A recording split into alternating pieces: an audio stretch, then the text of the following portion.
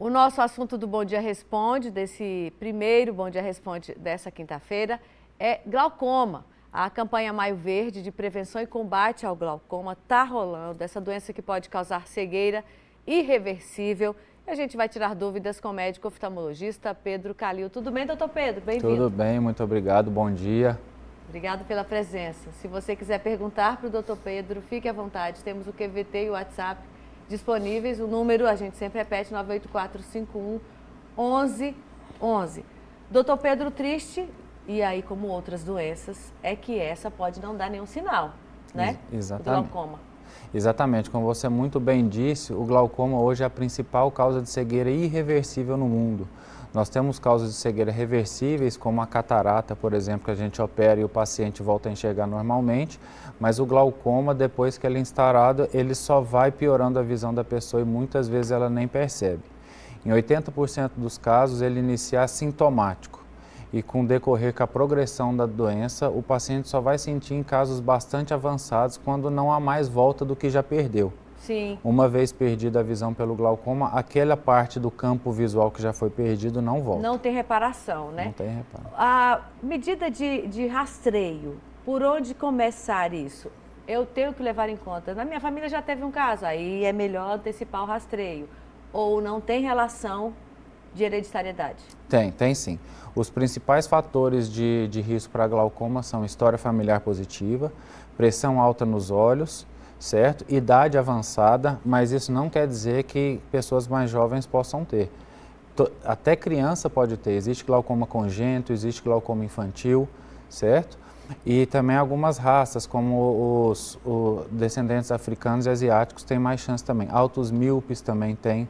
Então, assim, o rastreio é desde o nascimento. Não é à toa que a gente tem o teste do olhinho. A criança, depois que nasce alguns dias, já faz o teste do olhinho. E daí a vida inteira, pelo menos anualmente, todo mundo deve comparecer ao oftalmologista.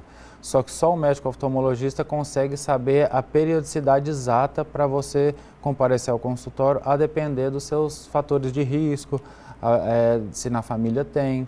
Mas anualmente deve ser feito o rastreio, desde a infância. A gente menciona a pressão do olho, que não tem nada a ver com a pressão arterial do nosso corpo. Isso. São coisas isoladas, o olho tem sua própria pressão.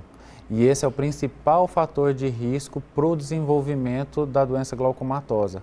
Porque a pressão alta no olho, ela começa a esmagar, como se fosse esmagar o nervo dentro do olho, e com isso vai lesando o nervo e a pessoa vai perdendo campo de visão.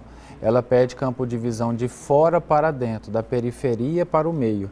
E muitas vezes, em fases avançadas, ele está enxergando tudo, só que dentro de um tubo. Ele perdeu a noção da lateralidade dele, entendeu? O campo visual foi sendo perdido, ele nem percebeu. Eu sempre menciono, eu tive glaucoma do ângulo estreito, mas tem outro tipo de glaucoma que é o chamado crônico, não é isso? Isso.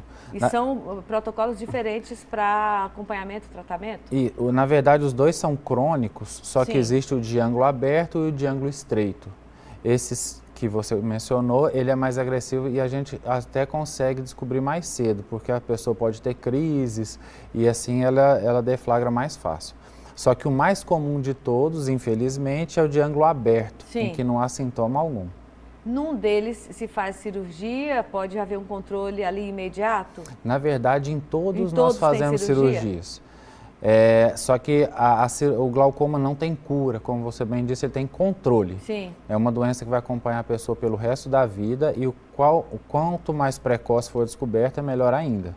Quando o médico, oftalmologista, receita ou passa ou recomenda o uso de um colírio, aquele colírio tem que ser trocado com uma determinada periodicidade ou ele pode ficar ali por uns 10 anos, depois se revisa? Certo. Na consulta a gente faz um exame minucioso do nervo óptico, da pressão do olho, né, que como você disse, não é a pressão do corpo, é a pressão do olho.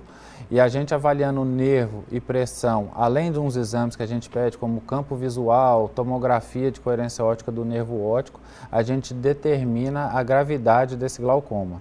Ele é classificado e daí a gente vai definir a agressividade do tratamento.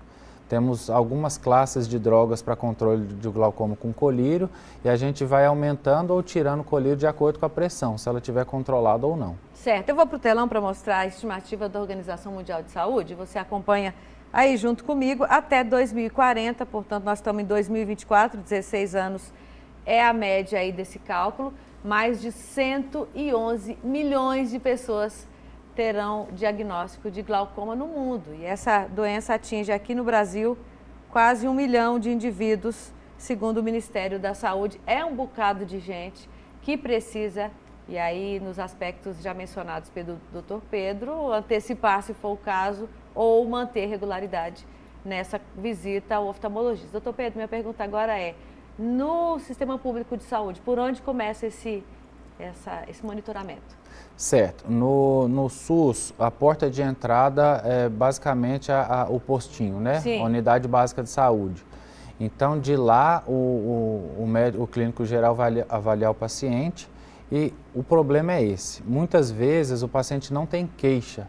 A queixa que leva ele ao consultório oftalmológico é do grau. Sim. Não estou enxergando bem. Daí que ele é referenciado a um hospital oftalmológico. Certo? Então, nós temos essa certa dificuldade em receber, porque só depois de referência que ele vai para nós. Uma outra questão, a pessoa pode ter glaucoma, pode ter catarata, pode ter o grau, o problema do grau, tudo junto ao mesmo tempo e misturado? Tudo junto, tudo junto. A gente muitas vezes opera, inclusive, os dois juntos, catarata e glaucoma numa mesma cirurgia. Certo, não há nada que impeça a recomendação de colírios diferentes para situações diferentes de saúde. Perfeito. Do olho. Nós temos uma gama muito grande de colírios hoje, cada um mais adequado para o paciente. Certo. Quando o senhor falou de criança que tem glaucoma, qual é o atendimento, qual é o acompanhamento que essa criança recebe? É colírio também? Porque colírio é coisa complicada para criança. Não, o glaucoma congênito ele é mais agressivo, certo? Alguns dos sinais importantes são lacrimejamento e fotofobia, e a criança fica fechando o olhinho. Sim. E quando ele começa a desenvolver mais ainda, o olho fica grande, a gente chama de buftalmo. É um olho maior, como se fosse de boi, né, pela etiologia da palavra. Mas assim, aí geralmente já é cirurgia. Em caso de criança, a gente já faz cirurgia. Certo. Eu estou aqui com a imagem na tela, a gente sempre olha não sei se vai ser esse exame, já fiz várias vezes os exames, mas os equipamentos cabe ao médico dizer aí qual é qual, que eu não sei. Esse é qual e o que ele faz. E com relação ao glaucoma, aquele que pisca no olho da gente, parece um soprinho, Isso. O que é? Certo. Esse exame que vocês estão mostrando aí, a Sim. tonometria, ele é o exame de medir a pressão do olho, é o melhor exame para medir a pressão do olho. A acurácia maior é deste aí. Aquele do soprinho também só que ele é mais um screening rápido, ele é só para a gente ter uma noção. O que dá a medida perfeita é esse aí que vocês estão mostrando. Certo. A cirurgia, as cirurgias mencionadas, há necessidade de internação, o momento do procedimento cirúrgico, é uma anestesia local. Qual é a conduta nesse momento e até para a recuperação desse paciente? Certo. Cirurgia oftalmológica, nesse ponto, assim, ela é muito gostosa porque a anestesia é só local, é uma coisa bem rápida e o paciente não precisa ficar internado. Ele vai para casa, descansa, no outro dia ele volta para a gente tirar o tampão e avaliar a cirurgia. O senhor mencionou os negros, dizendo da prevalência, às vezes, dos casos de glaucoma. Isso exige que as pessoas negras estejam mais cedo nos consultórios oftalmológicos, por volta dos 30 anos, para esse monitoramento, ou é 40? Não, na verdade, assim, quem tem descendência africana... Hoje nós estamos muito miscigenados, né? Então, assim, é porque os estudos mais famosos, eles falam que o glaucoma de ângulo aberto é mais prevalente em negros, em míopes, já o de ângulo fechado em mais asiáticos. Então, assim, é só a descendência, ela favorece, mas não é determinante não, entendeu? Então, são para todos. Essa recomendação não tem distinção de raça, nem de idade, todo mundo deve comparecer ao consultório anualmente. Certo, havendo essa perda, e aí é sempre o nosso alerta, por isso que normalmente destacamos glaucoma, essa perda é considerada irreversível, ou seja, aquilo que já foi até uma eventual pessoa que tenha o glaucoma com perda visual, ela vai ter limitação para dirigir, provavelmente, ou não? Sim, dirigir, ler. Porque ela não tem essa noção aqui, né? Sim, ele perde a noção de... o campo visual dele fica perdido. Tem paciente que chega com um grau de glaucoma tão avançado que ele não consegue ver se tem degrau, então ele fica andando com os pés altos, ele esbarra na porta na hora de entrar no consultório, porque, igual como eu disse, vai fechando e ele começa a enxergar dentro de um tubo. Muitas vezes, dentro desse tubo, ele enxerga bem. Naquele teste que a gente faz das letras no consultório, ele está enxergando tudo. Mas ele fala, doutor, eu estou vendo tudo, eu li todas as linhas.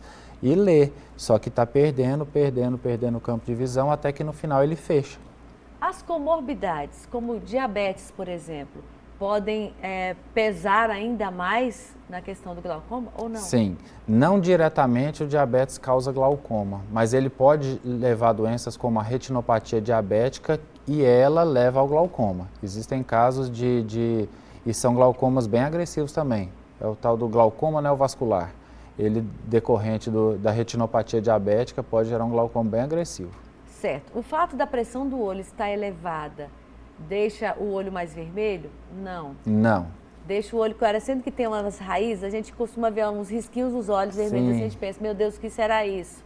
Pode ser algum sinal de glaucoma? Não. Via de regra, não deixa o olho vermelho. O olho fica vermelho quando tem uma crise de glaucoma agudo, mas esse é mais raro. Esse a gente não pode levar em consideração só por conta dele, sabe?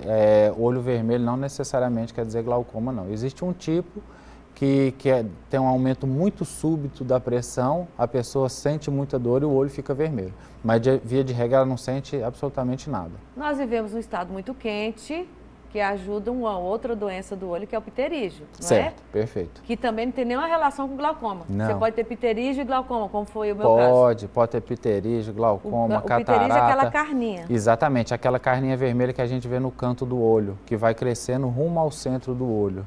Essa não cega? Não, não cega. É só se ele crescer muito e tampar o olho. Sim. Mas aí a cirurgia tira e restabelece a visão. Então, uma causa de cegueira reversível, né?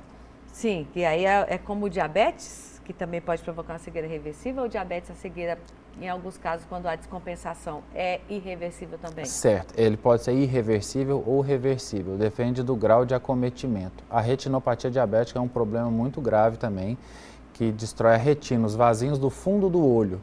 E essa retinopatia diabética pode causar uma cegueira, por exemplo, ela pode levar ao descolamento de retina, que aí dá uma cegueira que pode ser irreversível.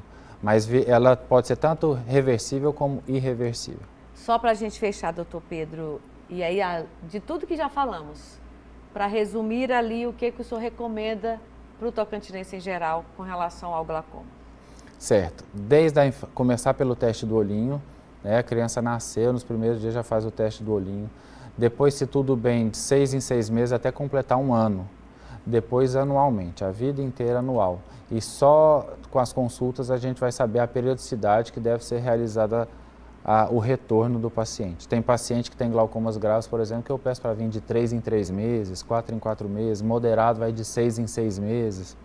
Então deve ser consultado, avaliada a gravidade e o acometimento que ele tem, para a gente acompanhar de acordo com a necessidade de cada um. Identificado, é possível conviver com glaucoma? Sim, tem muitas pessoas que convivem, estão bem controlados, controlando a pressão, a visão vai ficar estável e vai viver para sempre tranquilamente com glaucoma. Para sempre era bom. Obrigado, viu, doutor Pedro? Obrigado vocês pelo convite. Pro senhor. Obrigado. E até um bom fim de semana quando chegar. Obrigado.